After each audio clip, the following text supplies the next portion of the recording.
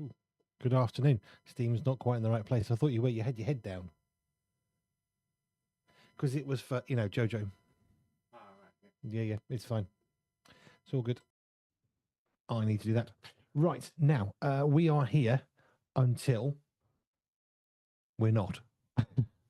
I thought you had like this major time plan there. Oh, no, absolutely. I'm really deeply planning all sorts of things. Now, we are here now until just before 6 o'clock, to be honest. We'll chat about the news.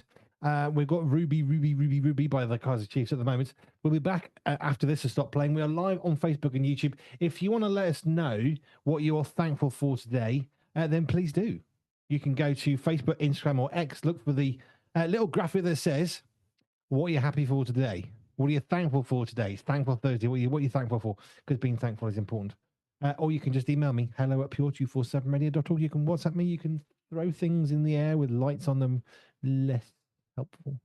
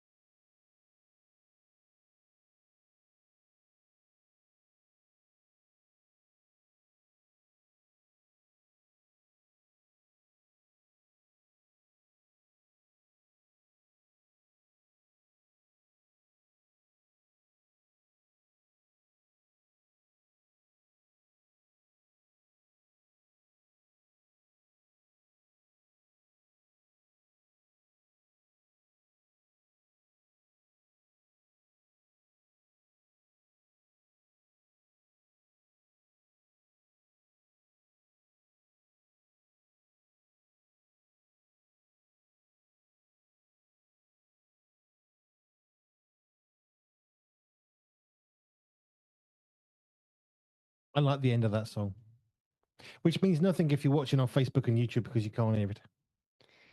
Still a good song. It is, yeah. I was thinking you're going to talk at any point soon. Would be good. Yeah, no, it's a really catchy tune. Thank you. Good to know. Anyway, today is a Friday, the 20th of March, 2026. It's the 2/3 point in the March month. Yeah, so it's like nearly a quarter of the year is gone. Oh, I hadn't thought about it that way. What happened? I know, it's flown by this year. It truly has. We've got so much to want to talk about in this next hour, not least the fact that we're looking at things we're thankful for, so we'll go on that. We're also going to be looking at the news, hopefully find some stuff to make fun of. I mean, new studies that I enjoy listening to and not making fun of at all, he says. Some of that will be good. If any of the presenters are free, they can hop on a Zoom link. They may or may not. They do have other things to do in their life. Yeah, well, they're busy. But that being said, we've got that item that says our presenters may have too much time on their hands. Yes. I don't think they want more to do. I'll be honest. they're probably fine. So that's what we'll be doing. Talking about the magazine just a little bit. Talking about stuff that's coming up. So we've got some big events coming up, which is really exciting. One of which is Big Church Festival. Now that's not till August, but that's very exciting. We've been for the last couple of years, really, but this is the first time we'll have gone to actually have an exhibition stand. Very excited about that. There will be at least 6 presenters minimum, and 1, 2, 3, 5 writers on site. Just doing some mental math there. That was That doesn't mean 11 people, does it? No. There's a lot of crossover. There's a lot of crossover, but there is a writer who will be there. He'll actually be performing at Big Church. He's also one of the writers for the men's mag, so that's very exciting. I'm saying no more about that yet. Not until the 1st of April. It's exciting, though. It is, yeah. There'll be a whole bunch of us there, and maybe some more folk as well. I know some of the other presenters would love to come if they can, so we'll keep you posted. Another one we've just said we're going to be going to is the Lighthouse Home Surf Fair. Yes. Which we went to last year. We've got a callback. If you've ever watched any actors ever in a sitcom, in a film, whatever, they get a callback. It's so exciting. We had a callback. Could you come back and do what you did last year, said Michelle. So we will be there in July or June? Beginning of July. Beginning of July. We've also got another event in July that's already booked in. Myself and Nathan will be off to Trafalgar Square on Good Friday. Yes. Yes. As long as the passes come through and all that business, that jazz, we'll be down there, which should be fun. So we'll be doing, we'll be in the press pen. We've been invited. Doing press stuff. I don't know that we'll fit in with the press people, but we'll make a good go. And then also, you're now an accredited member of the Oscars press team. It's funny that, isn't it? Well, accredited might be pushing it a bit too far. We applied so we can get some photos for you.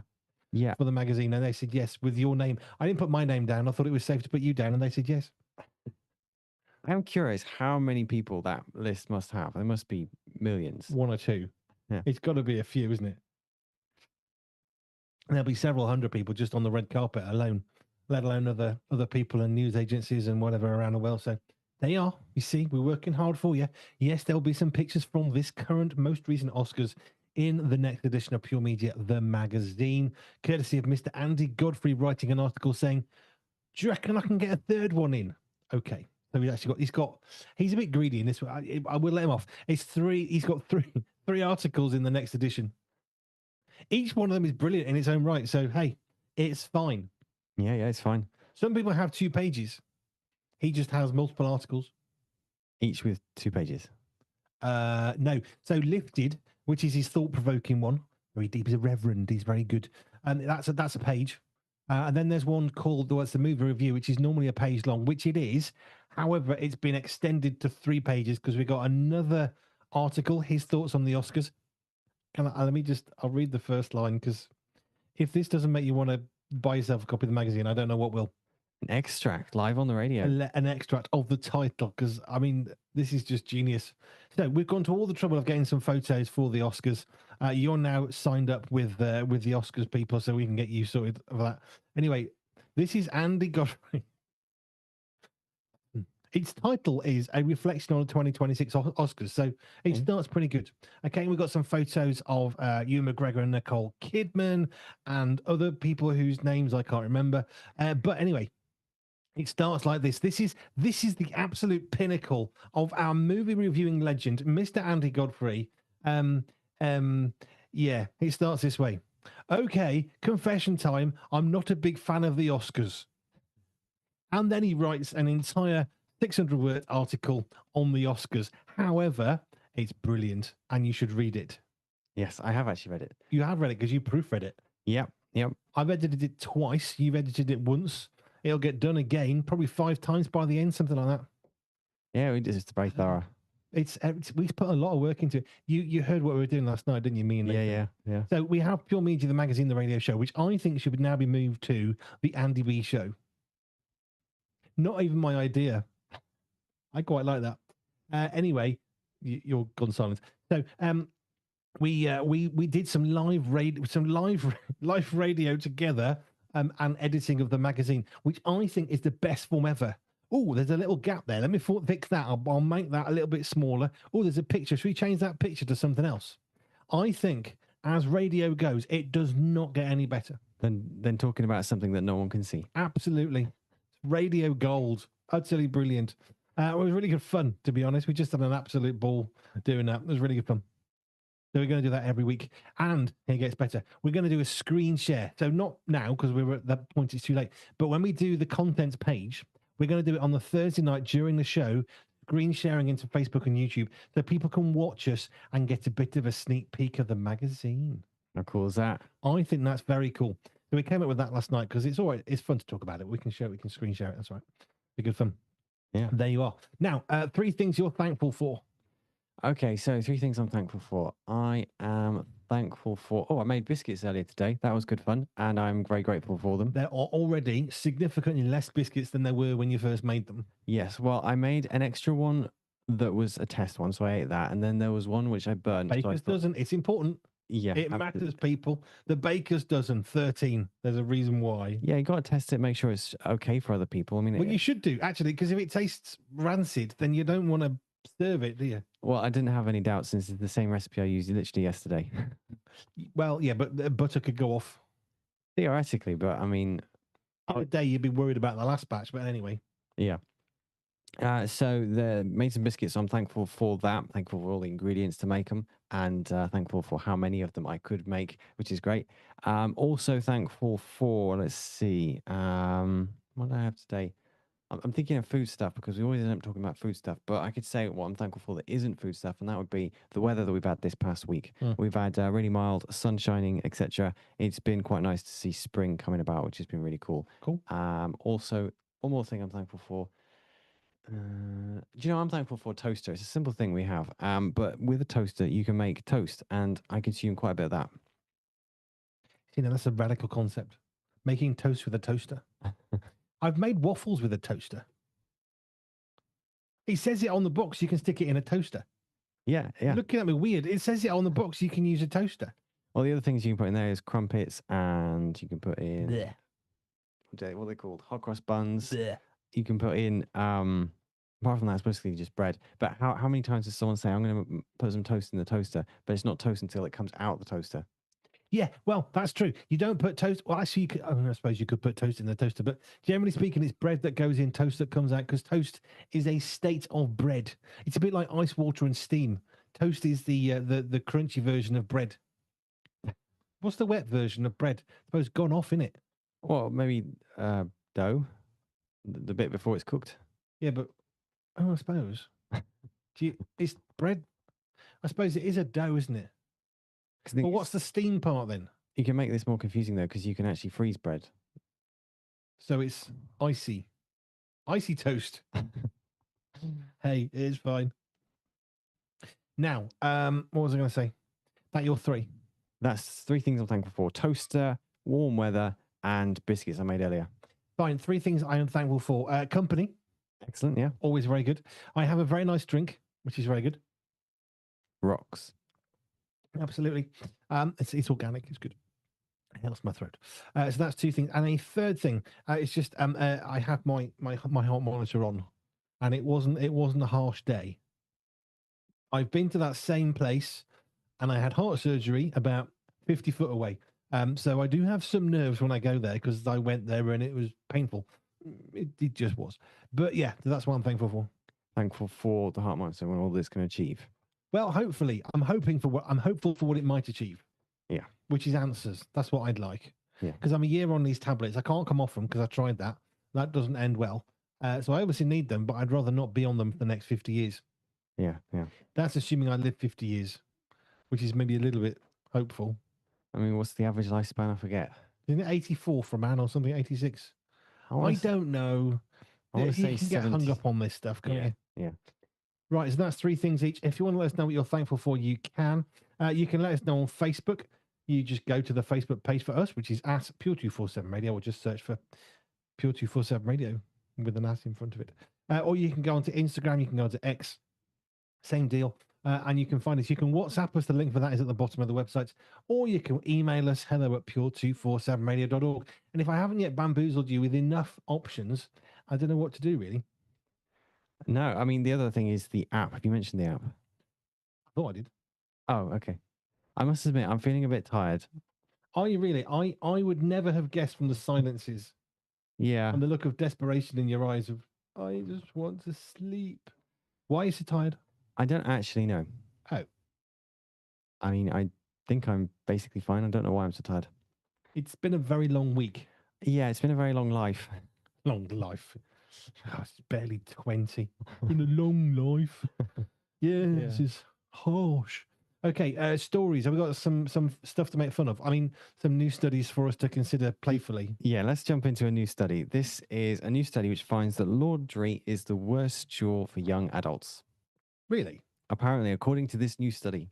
Why? So, apparently, doing laundry is the most dreaded chore by young adults. 66% of respondents limit how often they wear some of their best outfits out of fear that the washing machine will wreck them. Right. So they'd rather go in crunchy boxers. And that's not a good idea. No, their favorite outfits. Basically, they're Oh. afraid of wrecking clothes. So, Well, it might do you know there's a very such a simple solution? Stop buying such nice clothes. You'll save money, you'll be happier, and you can wash them and you won't stink. Which is always good. Yeah. 60, Everybody wins. yeah. 69% are convinced they know how to do laundry correctly, but cannot separate clothes. I don't know what that means. Cannot separate clothes. Well, I'm assuming that's darks and whites, although it doesn't state that. I've never taken to separating darks and whites. Yeah, but do you know why? No. Because we don't have lots of really expensive, fancy stuff that's white. That might be the There's solution. a reason why we go for colours of things, because basically you never have to worry about separating. Also, most modern clothing says 20's plenty. It's not. It doesn't get clean, by the way. Stick your washing machine. Ignore the instructions. Get them on at 60. They're much better. Yeah, that might be Check causing with your washing confusion. machine first. That might be causing confusion, though. If you've got all these clothes that have got these strict warnings about how you might wash them, when actually you could get away with a lot more. Yeah, I mean, we've got loads of stuff. It says 20 or 30 degrees, which is just silly. Honestly, it's silly. Clothes get cleaner when it's hotter. They just do. The warmth, the heat actually agitates better and lifts things out. So, yeah, I like sticking stuff on at 60 degrees. You know why? Because it washes better. It gets clean, yeah. It's all very well thinking of the planet, but think of the human beings on the planet have to sit next to you on the tube, or the bus, or the train. And they're, yes, they've been washing at 20 for too long. It might sound better. Well, it might even be better for the clothing, but there's more in the world. So people dreading doing laundry, I think there's no need for that. No, suck it up. Stop being a wuss and get on with it. We have another new Was that nice study. and gentle? I think I'm in that mood today. Yeah. Hang on, I've got a message from Andy. I was having a chat with him earlier. I'm going to be very careful how I say his message. But it made me chuckle. Andy likes sci-fi. Andy Brown, all right? So I made a comment to him, to which he said, "My nonsense toleration shielding is depleted," which I quite liked. Shield and down. He said the shields can't take it, Captain. So then I sent him a picture of Scotty. Can he change the laws of physics? Yeah, I'm thinking of Star Trek, but I was actually also thinking of Star Wars. I don't know if there are many people thinking of both. I was thinking of Star Trek, the red-shirted Mr. Scotty. Not the new one with Simon Pegg. It's all very well, but it's not the original. It's not as good. Copies, look, it's a copy. It's never as good as the original. It's just not tough. You're wrong. I actually prefer the original, newer. Then you're wrong. Don't worry, you'll grow into it. Now, let me just come back on the story, because if you're afraid of washing things, one, what's wrong with you? Two, do you know how easy a washing machine is today? Seriously, when I was plumbing in our washing machine in 1996, there are two hoses, one for cold, one for hot, one for the waste. It's not even that complicated now because it's all cold water inlet, which I have issues with anyway, but let's ignore that one. So now the washing machine has to do everything. Oh, look, the washing machines are lasting a year and a half to 2 years, maybe, not 30 or 40. Could it be because you're putting more strain on them? Well, these cheaper parts, they don't last as long, but you stick the thing in the drum and you turn it on. How complicated is it? It's not like we're in a military war zone where you have to be concerned about bullets going off. Do you remember me telling you about this one? No. There was a documentary on Afghanistan, and they were looking at some of the roles in Afghanistan that were to do with the fighting, but not directly with the fighting. They were looking at people who were doing the cooking or delivering the water, that sort of thing. And one of them was the people working in the washing machines area. Okay. And there's big signs, make sure you take bullets out of your pockets. And then they actually showed you where somebody who they're never going to know who it was necessarily left a 50 caliber bullet in their trousers or the top, whatever it was. It went through the washing machine. That was fine. Then, of course, it gets tumble dried. Can you imagine what happened to said bullet? I can imagine, yes. Yes, it ventilated the tumble dryer and the wall and next door. So the warnings for please make sure you empty your pockets. Whole different thing in a war zone. Yeah, actually, no, I remember seeing a video of a firelighter was left in a, you know, the little, what do you call them? Lighter, just a lighter. Yeah. Was left in a tumble dryer. Not good. Yep. No, not good. Which is, yeah, I just, because when I was watching the documentary, they panned to this sign. I'm thinking, why would you have bullets in your pocket? I still don't quite comprehend why somebody had a 50 caliber bullet in their pocket. But anyway, it's a war zone, whatever, fair enough. But it was just, yeah. And here's the hole, which was like, you know, half a football. Yeah. Yeah. Always check your pockets before putting it in the washing machine. Always check your, yeah, absolutely. You may not have an issue with bullets because you're probably not in the army, and that's not everybody. And not everybody has bullets hanging around in their pockets like military people might do. But yes, always check them. Keys. I mean, if you've got like I'm trying to think one of the brands, going about 15, 17 years ago, somebody had a Jag and their keys got wet and they stopped working and they couldn't get back into their car. It was one of the new shape Jags when they came out. Was that about 15 years ago? About that, isn't it? I think. Anyway, doesn't really matter. So they went to the local Jag garage. It's like, it's 3,000 quid for the key. And he said, you know, the thing that really annoyed him, all he had to do to avoid that £3,000 bill was not put his trousers in the washing basket without checking his pockets, because he left his car key in there, went through the washing machine, destroyed the key, and they couldn't save it because it was completely done. All the electronics were just destroyed. I always check my pockets before I put them in the laundry basket. I'm not sure I've ever lost anything valuable. Maybe once a £1 coin. Yeah, well, yeah, probably. I mean, it's not ideal for the washing machine, but I think it's only no, because it can block the outlet where the impeller lives. I don't know what an impeller is, but it's not a propeller. That's all I know. Right. What's an impeller? I haven't got a clue. Is it like an inward version of a propeller? I don't know. It's just like it's not contoured like a propeller. It's just like a paddle thing. It's like a cross-shaped circle thing going through, and it just spins. So I don't know what it's actually meant to do, because I can't think it's that efficient if it's not contoured in some way. Do you know what I mean? Because it's flat. When you clean out the bottom of the washing machine, you pull the little hosey thing out and all the dirty water falls on the floor, and then you realise why there's supposed to be a tray in it. So you pull that, sort it out, put the tray down, and then you open it up, let the water out. You realise it's coming too fast, it still goes on the water. Then you dry it, and then you get really careful. You put a towel down, open it, and you realise the water's already all gone under the washing machine. So you have to pull it out and fix it and dry it. That's normal, okay? Because we're just stupid, we forget. But behind that little thing that you open carefully is the impeller. There you go. I know, I'm full of information, most of which you probably don't care about. Well, yeah, to be fair, I think one of the biggest problems with this whole fear about doing washing, probably because we have a message from a younger person. Do we? Don't ask how, but accidentally, I love the fact the word accidental is the fifth word. Accidentally, I left my headphones in my pocket once. Somehow, after going in the washing machine, they still work. Wow. I bet they were clean. Actually, come to think of it, I might have done that as well myself. That was from Peter. Thank you, Peter, for your honesty. Always good to be honest. Well done. Yeah, but it depends on the size of the headphones, doesn't it, I suppose? If you've got like the ones I prefer, which is the in-ear ones, not the bud ones because they're stupid and they hurt. The actual old-fashioned, old-school ones, which are much better. They just are. Trust me. Those, they in a washing machine, there's probably not a lot to go wrong with them. But they could get waterlogged. But if you had a big pair like we're wearing now, how would you leave that in your pocket? Oh, I'm sure someone could leave a full over the head, full size set of headphones in there. I'm sure they could. Yeah, well, without any struggle. If you do happen to leave headphones like that in the washing machine somehow, then the solution is rice. You put it in rice. Stick it in rice. It really works. I saved Jojo's phone one time. How many phones have I ever damaged in my life and had to replace, Stephen? Do you have any idea how many phones I've broken in the last think I had my first one at 18, so that's 30, 31 years. An educated guess, 0? 0 phones. I've never lost one. I've never broken one. I've never sat on one. I've never driven over one. I've never left one in a handbag at the bottom of the staircase. I've never driven over it twice and left it in the rain before driving over it a third time. I've done none of those things. Some of those things may have happened to Jojo. Right. The best one was the one she put in a bag. Oh, not a handbag, it's a rucksack. She didn't do handbags, which I really like about her. Respect her greatly. Never ever had a handbag. But anyway, she puts it in a rucksack at the bottom of the staircase.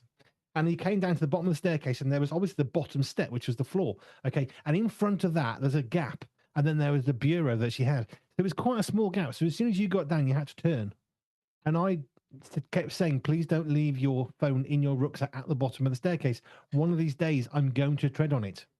And I was a stay-at-home dad, and I came down one time and stood on the rucksack because I had stuff in my hands, and I heard a big crunch. And then there's the one that she left outside that she drove over 3 times. I actually managed to mostly save that one. Oh, really? Yeah. But I say mostly. We had to replace it, but Oh, right. Okay. it's fine.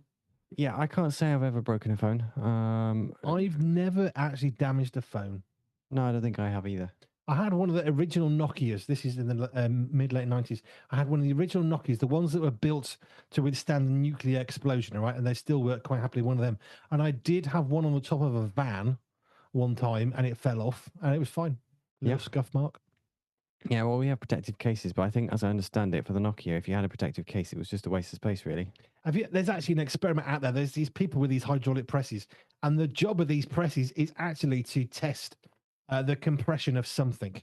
It's hooked up to a big measuring thing, and they actually did test how strong is that old Nokia. Quite strong. It's stronger than you think. It's got a cult following for a reason. Yeah, they don't still make them, do they? Well, Nokia's gone now. I think Nokia actually they went back bust, didn't they? What, recently? Are they still going? I'm now curious. I know they're still going. Yeah, well, who went bust then? Oh, BlackBerry. Right, okay. BlackBerry with the amazing phones. They were really cool. They were. I didn't have a BlackBerry. I had just a normal phone thing. It was like a phone company phone. It was really good. And that was like a BlackBerry. It had little buttons and keys. I could type so fast on that thing. It was amazing.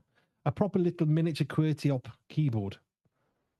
The normal layout of a keyboard. Wait, a mobile phone isn't QWERTY, is it? No, but this one was. Ah, okay. It was quite wide. It was lovely. It was so good. I was so gutted when I couldn't have it. So no, Nokia's still going. Do they do phones? That doesn't look like the usual Nokia, is that? Is there more than one? I don't know. I'm now curious. Nokia phones. No, there you go. They do phones still. I thought they'd disappeared.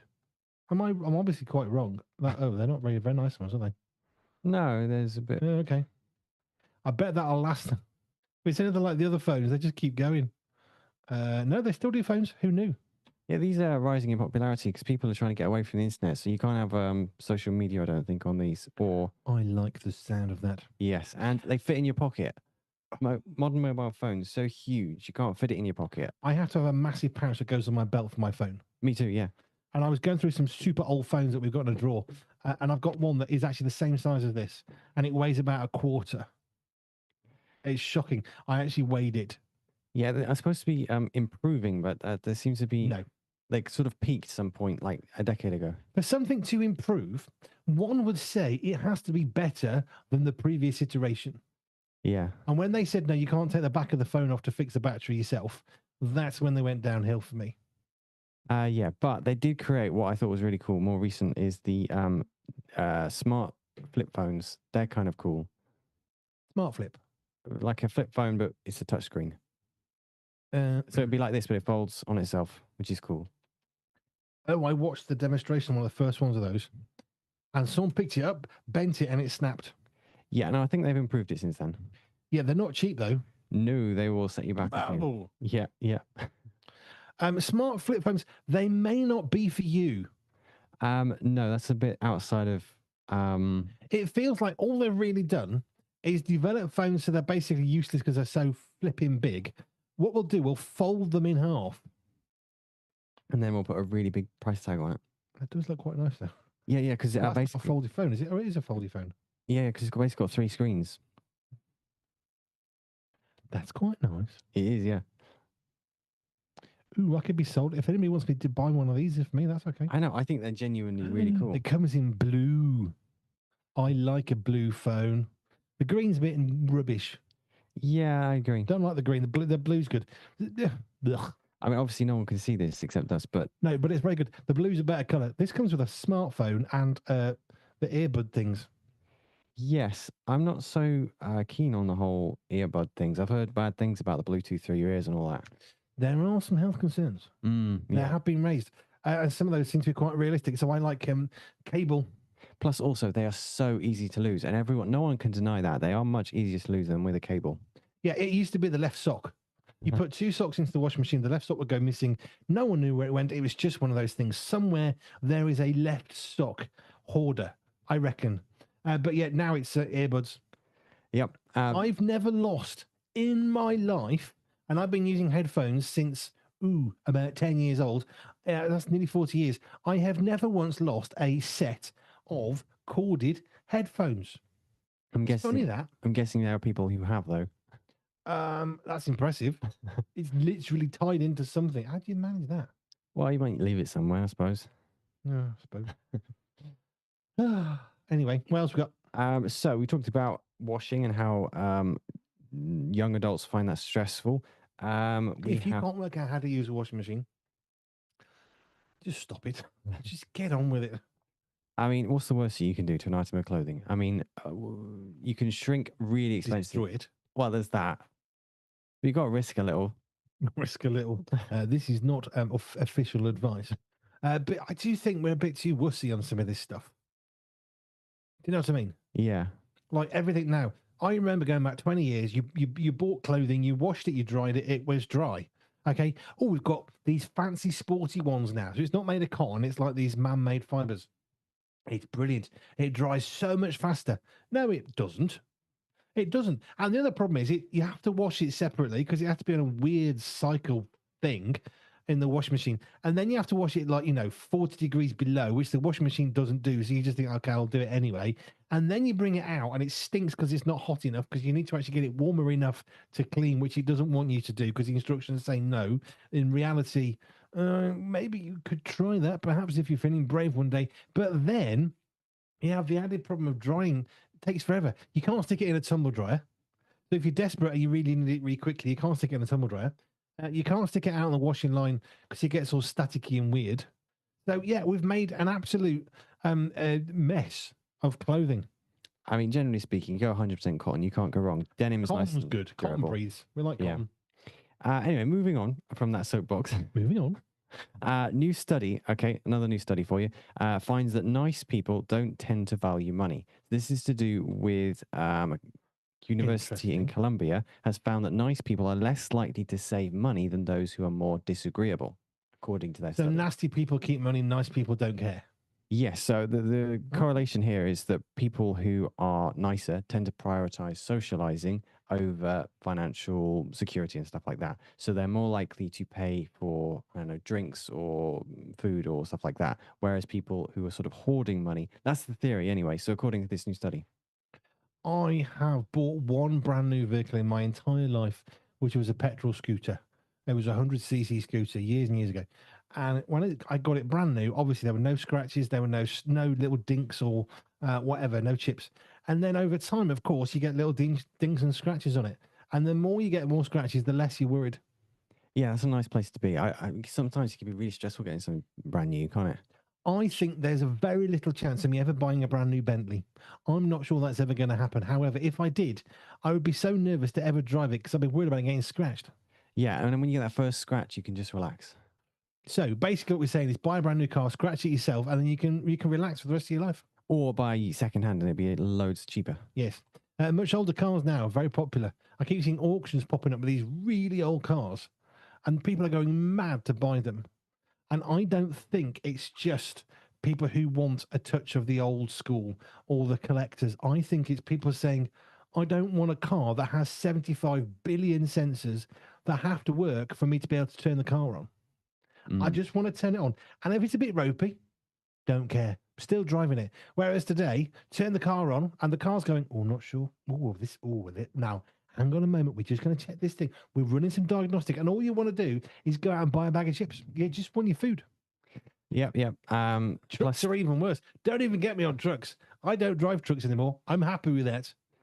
Certain truck manufacturers, not going to name them, but daft trucks, my goodness, the amount of sensors. They are at the side of the road so frequently when I was driving, and the sensors are really, really becoming a thing.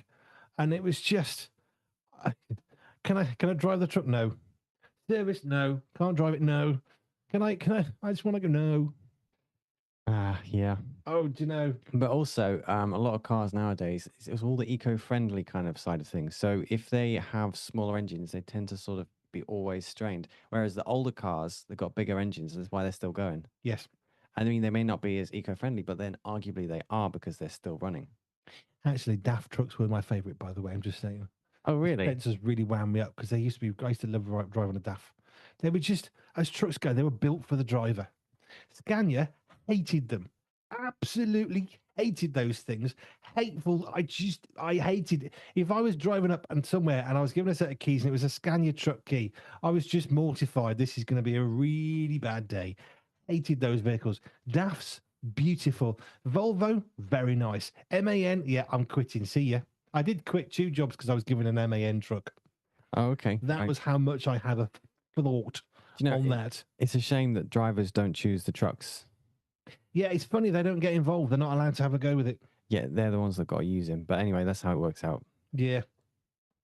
Should listen to me and Anne Law Jackson. We've designed truck cabs. We've fixed the industry. Nobody wanted to know. Funnily enough. Yeah, they do have budgets. I have opinions and I have driven trucks.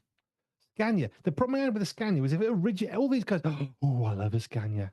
Oh, Scania's the best. Really? Why? Just why? The weirdest gear stick in the world, just bizarre. Give me a DAF every day of the week. It just did its job, and then they got sensors and it got all silly. But there you go. Well, there you go. So there we've. Others may have other opinions, and they're wrong, but that's okay. We love them anyway. No one can be perfect. No. So we were actually talking about a new study that finds nice people don't tend. Well, then there's Mercedes. I had a really weird gear stick. I was going to ask about Mercedes, actually. Yeah, well, everyone saw they're very heavy. All Mercedes are very heavy. And someone was looking through the figures one day and thought, they're actually a bit lighter than some trucks. They're not that heavy. I don't know why people think they're heavy. The 44-ton truck, the tractor unit, is not lightweight, is it? It's not made of balsa wood. Let's be honest. Yeah, I had one, an Actros, for a while. It's going back quite a while. And it was a knock-through gear shift. That means nothing to anybody. Yeah, cricket sound effect would work then. Actually, I've got no complaint. Back in the days when trucks were really truck drivers' trucks, the ones that actually men had to drive. Back in the day with the flags. I say men and I mean it because back in the day I actually knew a guy. He was nearly old enough for the flags in front of the truck, but before power steering. Okay, you seriously you wouldn't drive a truck unless you had proper big muscles. I wouldn't have tried it. I met some of the guys who did, and yeah, not for me. And now it's much easier because they've got power steering and the seats are better and all that stuff.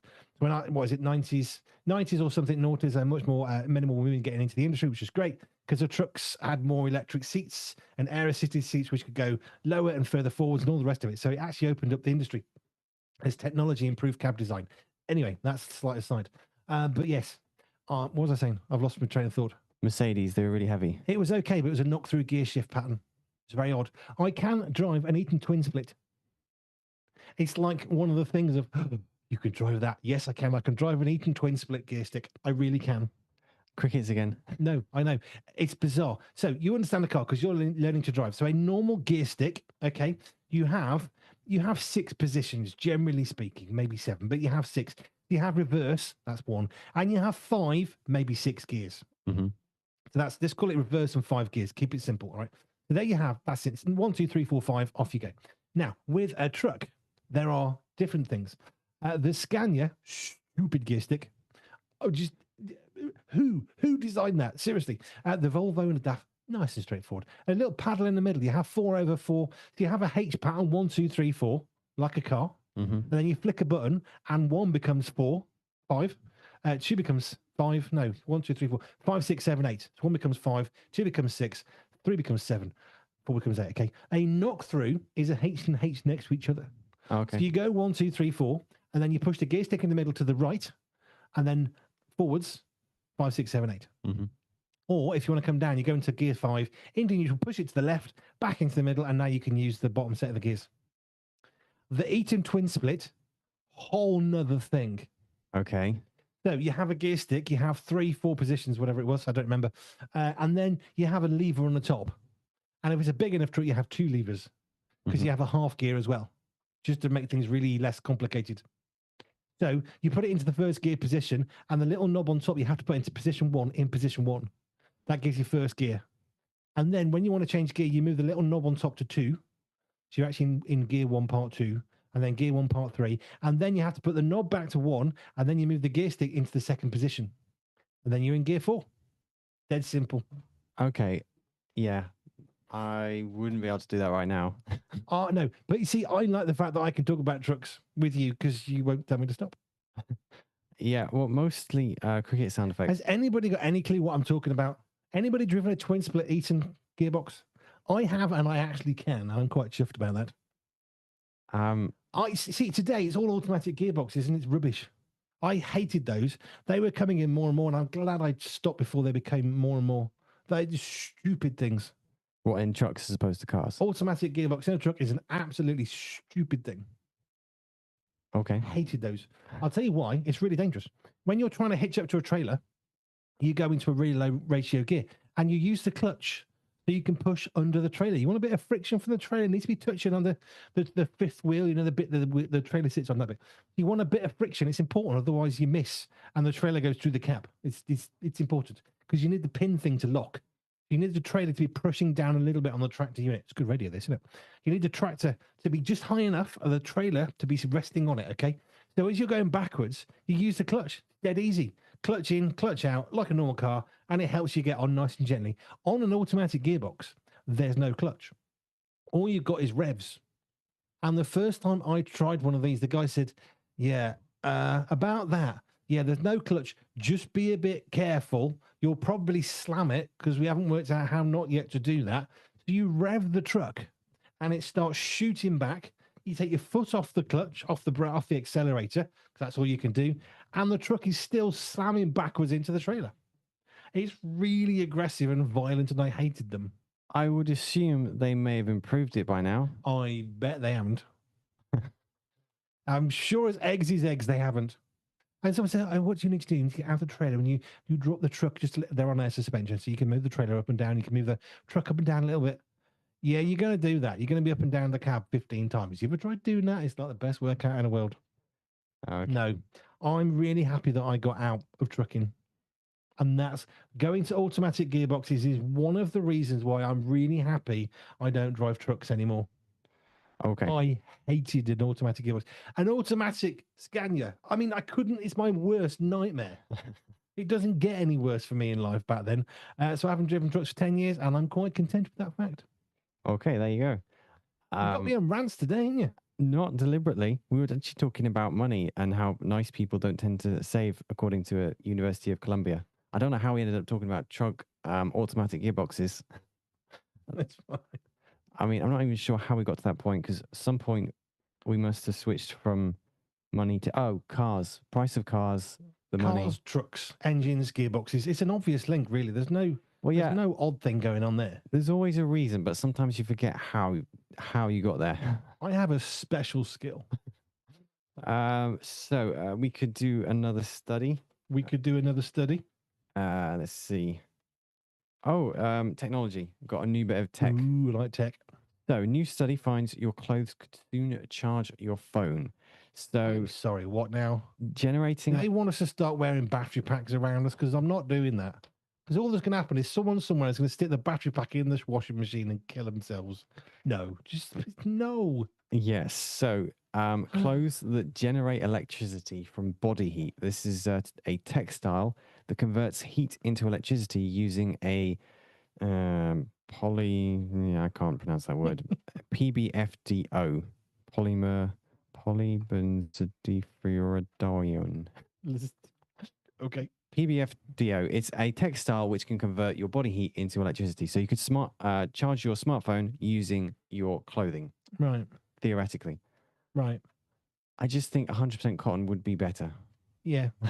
I just can't imagine this being comfortable to wear. No, because it's polyester, right? So it's not going to breathe. Well, it's not even polyester. It's worse than that. I can't pronounce it. You ever play with the Van de Graaff machine? Is anybody out there listening thinking, there's a Van de Graaff generator? No. Mm-mm.